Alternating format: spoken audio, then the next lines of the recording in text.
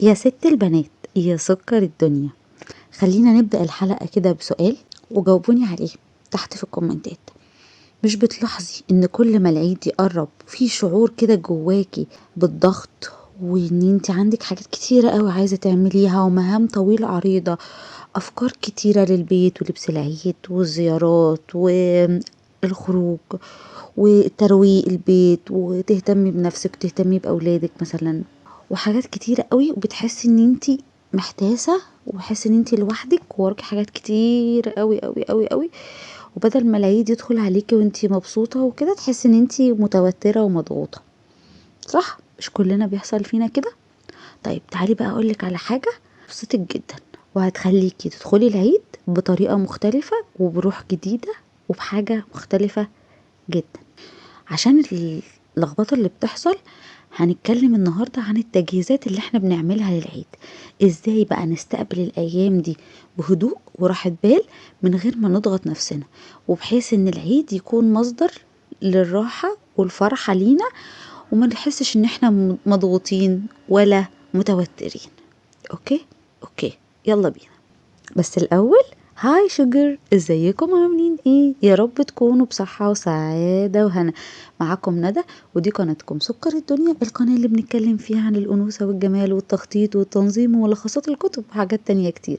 فلو أول مرة تشوفوني ما تنسوش تعملوا لايك وشير وسبسكرايب وتفعلوا زر الجرس عشان يوصل لكم كل جديد. وعايزة أقولك على حاجة، الحقيقة يا ست البنات إن شعورك ده مش غريب خالص، ده شعور معظم الستات او 90% بالستات بيعيشوا فيه. احنا بطبيعتنا بنحب كل حاجة تبقى عاملينها، كل حاجة نبقى مجهزينها، ما نبقى موضبين كل حاجة، بس احنا بالطريقة دي بنضغط نفسنا جامد. وكمان في نقطة مهمة جدا جدا بقى، ان التجهيزات العيد بتيجي في العشرة الاواخر اللي هم اهم 10 ايام في رمضان. فاحنا يا نجهز للعيد يا نحاول ان احنا نستقبل الروحانيات والنفحات بتاعة العشرة الاواخر من رمضان. فالفكرة في ايه بقى؟ الفكرة ان احنا نحاول، طبعا خلاص السنة دي الدنيا خلاص فاضل يومين على العيد، فخلاص الموضوع انتهى، بس نحاول ان احنا قبل رمضان نشتري مثلا لبس العيد، بحيث ان احنا ما نحتاجش ونيجي قبل في الكام يوم الاخرانيين من رمضان نبتدي بقى ننزل وندور على لبس العيد، وتلاقي الناس كلها زحمة في الشوارع. ايه ده؟ انا نزلت يوم، بس يوم ما كنتش عارفة امشي على رجلي من كتر الناس في الشارع. يعني متعرفيش تمشي على رجليكي، مش هقولك تركبي حاجة، لا متعرفيش تمشي على رجلك من كتر الزحمة. وعلى فكرة انا مجهزة حاجتي قبل رمضان ده، انا بس كان ناقصني حاجات بسيطة كده، كنت جايبة معظم الحاجات قبل رمضان، وفي حاجات مش انا اللي جبتها كمان. فليه بنعمل في نفسنا كده؟ فنحاول ان احنا نجهز لبس العيد بقى والحاجات دي سواء لينا او لاولادنا او كده من قبل رمضان. بس خلاص هو الموضوع ايه، انتهى يعني، وخلاص نبقى نعمل كده بقى رمضان الجاي باذن الله. دي نقطة بتاعت لبس العيد. اوكي، تاني نقطة بقى وهي البيت. احنا من غير ما نحس بنحاول ان احنا نبقى الدنيا كلها تبقى حلوة، يعني عايزين نروق البيت وننضف تنظيفة العيد ونشقلب البيت كله. ما ده مش حاجة برضو كويسة، انتي كده بتجهدي نفسك جدا جدا جدا ان انتي تعملي تنظيف عميق في رمضان في العشرة الاواخر. ليه نضيع على نفسنا الايام اللي مش هتتعوض تاني؟ ف بالنسبة للبيت، من على الوش كله، من على الوش، من على الوش ترويق، من على الوش كنس، من على الوش تنظيف، من على الوش. بعد العيد بقى بإذن الله ابقي روقي بقى تنظيف عميق، وابقي اغسلي الحيطان واغسلي مش عارفة ايه والشقلبي وخلاص، كل ده الكلام ده بعد العيد. لكن قبل العيد من على الوش في اليومين دول لازم نستغلهم. وبعد كده في ناس كتير قوي اصلا ما بتبقاش موجودة في العيد في بيتها، اللي بيروح يشوف اهله، اللي ممكن يسافر. بتنضفي وبتجهدي نفسك على ايه؟ مفيش حد اصلا هيجيلك، وحتى لو حد جايلك ايه المشكلة يعني؟ روقي من على الوش. لكن هنضيع الايام المفترجة اللي احنا فيها في تنظيف وترويق؟ ده كلام معقولة؟ مش معقولة خالص. فما نحطش على نفسنا ضغط، حاولي بس ان انتي تنبسطي. العيد مش امتحان، مفيش حد هيجي يحكم عليكي ويقول ايه ده، دي ما جهزتش البيت، ايه ده، دي ما عملتش. لا، مفيش حد يعني هيجي يحكم عليكي ولا هيقعد ينتقدك. واللي عايز ينتقد ينتقد يعني بالسلامة، يعني براح كده. كل واحد عارف نفسه، وخلي عندك ثقة في نفسك اكتر من كده وخلاص. يعني ما مش لو ما روقتيش الدنيا مش هيقولوا الست اللي مش شاطرة اهي. لا عادي، روقي اقل القليل، وبعد العيد بقى ابقي انسفي اللي انت عايزاه، اعملي كل اللي انت نفسك فيه. مهم، مهم جدا جدا جدا جدا ان انت تعيشي الايام دي بروحانياتها، بجمالها، بنفحاتها. تخيلي كده انت لو استقبلتي العيد المرة دي بلحظة بسيطة في حياتك، بفرحة، نحس بالفرحة بتاعت زمان. مش نقول ايه ده احنا مش حاسين بالعيد. ما هو من الضغط اللي انت ضغطاه على نفسك يوم تحسي بالعيد ازاي؟ انت اساسا من تنظيف لترويق لشراء لبس العيد لشراء تجهيزات لعمايل مش عارفة ايه، بتيجي بتبقي في العيد عايزة تنامي مش قادرة. ما انت هلكتي نفسك اليومين اللي قبليه. فليه احنا نحاول كام يوم دول بالراحة على نفسنا، نعمل أقل القليل ونحاول نبقى مبسوطين. إيه العيد المفروض يبقى فرحة كده وقاعدة رايقة، مش نقعد ننظف ونغسل ونعمل. لا، يعني أقصى حاجة ممكن تعمليها انتي تاخدي دش كده، تهتمي بنفسك. عايزة تصبغي شعرك اصبغي، عايزة تعملي مش عارفة ايه تعملي، اهتمي بشكلك، لعبي مع اولادك كده.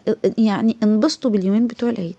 لو هتسافري تسافري، لو هتروحي تزوري اهلك روحي، لو هتخرجوا اخرجوا، لكن ما تقعديش تعملي في نفسك كده وتضغطي نفسك. فاهدي بقى كده خالص، وقفي كده واسألي نفسك ايه الحاجات اللي لازم تتعمل قوي، يعني ضرورية قوي. اعملي كوباية قهوة كده واقعدي. انا هوضب مثلا الشنطة عشان هسافر عند اهلي، ماشي. هلمع الحتة دي بس مطرح ايه الاكل بتاع العيال، خلاص تمام. هنستحمى حماية العيد، هنعمل حمام زيت للبنات كده، هننبسط. هنجهز مثلا، نجيب حلويات، هننزل نجيب مثلا لعبة العيد، وهكذا ننبسط. مش نقعد نضغط نفسنا.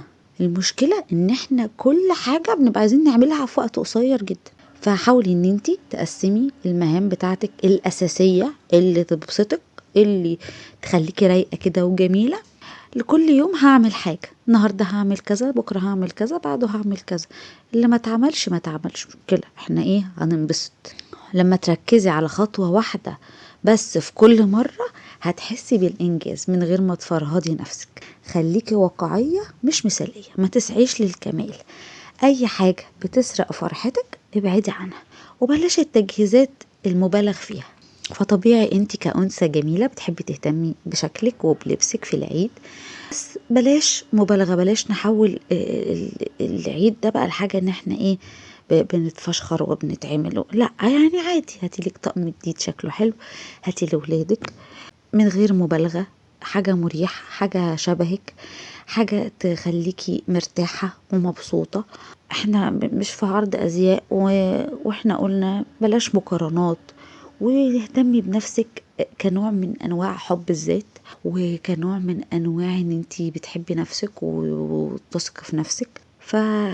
خدي دش كده لطيف، حطي برفيوم بتحبيه، اهتمي بشعرك، هتصبغيه، هتسيبيه تعملي له حمام زيت، هتعملي ماسكات لبشرتك، هتهتمي بنفسك، وهكذا. والبيت هنروقه بطريقة بسيطة وهادية وجميلة. مش لازم كل حاجة بيرفكت، ما حدش هيجي يقيمنا ولا حدش هيجي يفتش ورانا. حتى لو بيجيلك ضيوف ولا بيجيلك ناس، هم جايين عشان يقعدوا معاكي. بندور على الأنس والدفى والفرحة في العيد، مش بندور على الحاجات البيرفكت الكاملة اللي كل حاجة محطوطة معمولة بالشعرة. فأهم حاجة يبقى الجو العام لطيف والبيت هادي وجميل، في ريحة حلوة، في فرحة، مش تعب وتكوني تعبانة ومجهدة ومش قادرة تقعدي مع الناس ولا تشوفي أهلك ولا تخرجي حتى، تبقي مجهدة. وبرضو احنا لسه في أيام مفترجة في العشر الأواخر، فنحاول نستقبل نفحات رمضان، مش عشان ليلة 27 عدت خلاص ما نصليش بقى وما نقومش الليل وما نذكرش ربنا. لأ، لسه ممكن اليومين اللي جايين دول يكونوا هم اليومين اللي ربنا يعتق رقابنا فيهم من النار.